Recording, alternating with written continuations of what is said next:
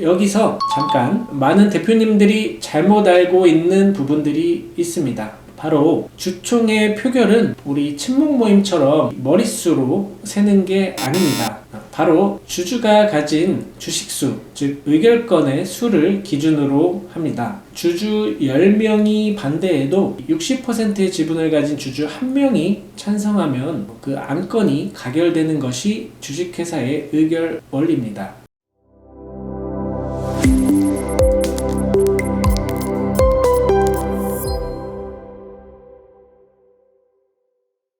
안녕하세요. 더 스마트 법인 등기의 등기 도우미 한승진 변호사입니다. 벌써 2026년이 시작돼서 정기주주총회 시즌이 성큼 다가왔습니다. 정기주주총회는 보통 12월 결산 법인이라면 3월 말까지는 꼭 해야 하는 큰 행사입니다. 매년 하는 건데 형식적으로 서류만 만들면 되는 거 아니냐고 물어보시는 대표님들이 참 많습니다.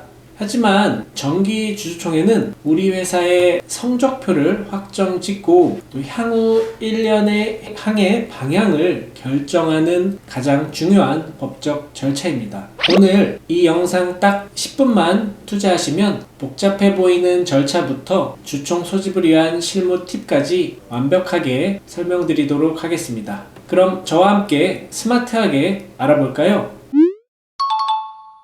주식회사는 주주들이 자본금을 투자해 만든 배와 같습니다. 정기주주총회는 그 배가 1년 동안 얼마나 많은 보물을 실어왔는지 투자자들에게 보고하고 또 배를 이끌 선장인 이사와 감시자인 감사에게 그동안의 업무에 대해서 수고했다는 의미로 보수를 지급하는 결의를 하거나 다시 일을 맡길지 를 결정하는 자리입니다. 단순히 주주들이 모이기만 하는 것이 아니고요. 바로 회사의 미래를 결정하는 최고 의사결정 기구인 것이죠.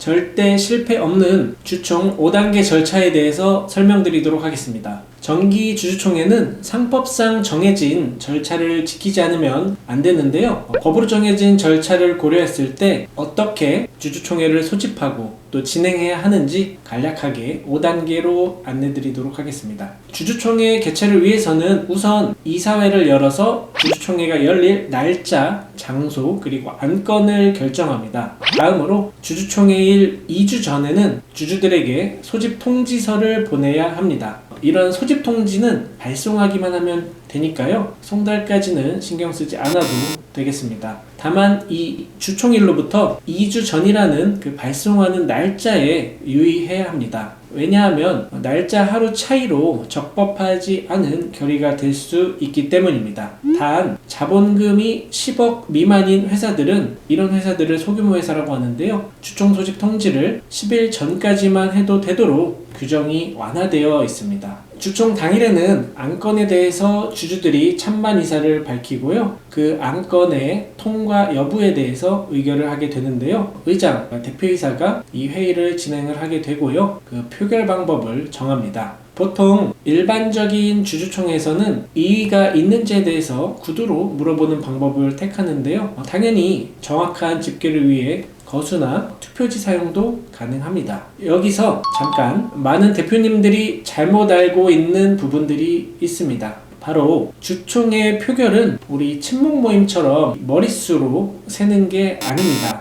바로 주주가 가진 주식수, 즉 의결권의 수를 기준으로 합니다. 주주 10명이 반대해도 60%의 지분을 가진 주주 1명이 찬성하면 그 안건이 가결되는 것이 주식회사의 의결 원리입니다. 결의 요건에 대해 좀 더 자세하게 설명드릴게요. 주주총회 안건에 대해서는 일반적으로 보통 결의는 출석 주주 의결권 과반수와 발행 주식 총 4분의 1 이상의 동의가 필요하지만 정관 변경 같은 특별 결의 사항, 즉 중요한 안건의 경우에는 출석 주주 의결권의 3분의 2 이상과 또 발행 주식의 3분의 1 이상 동의가 필요합니다. 조금 복잡하죠? 그럼 좀 더 간단하게 우리 회사의 주주 구성상 보통 결의와 특별 결의가 어느 정도면 문제가 없을지 제가 퍼센티지로 좀 더 직관적으로 말씀드려 볼게요. 보통 결의는 25% 이상 보유한 주주가 반드시 출석하고 또 출석한 주주들의 주식수 중 50%가 동의하면 됩니다.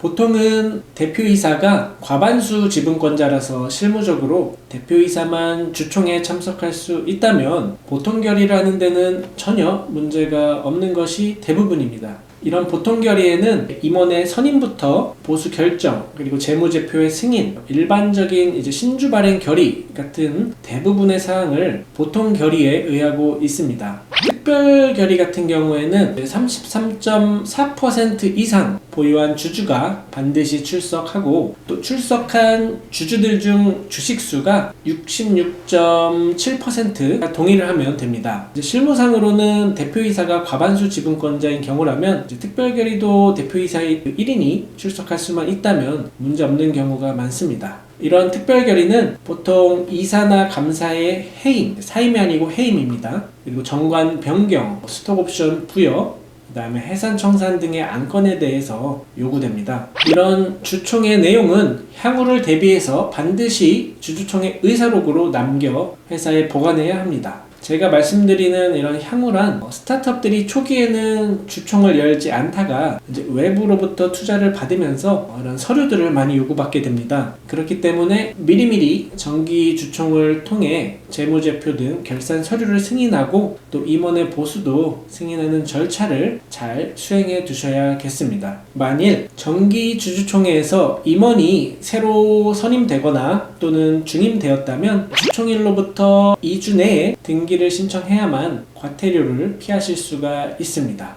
우리 법은 임원의 취임일이나 중임일로부터 2주 내에 신청하지 않으면 과태료를 부과하도록 되어 있습니다. 또 그 밖에 혹시라도 정기주총에서 목적사항을 변경하였거나 또 스톡옵션, 흔히 말하는 이제 주식 매수 선택권이죠. 이 규정을 새로 정관에 추가를 한다던가 하는 결의가 있으셨다면 모두 2주 내에 등기를 하셔야겠습니다. 그렇다면 다음으로 정기주총에서 꼭 다뤄야 할 안건은 무엇이 있을까요?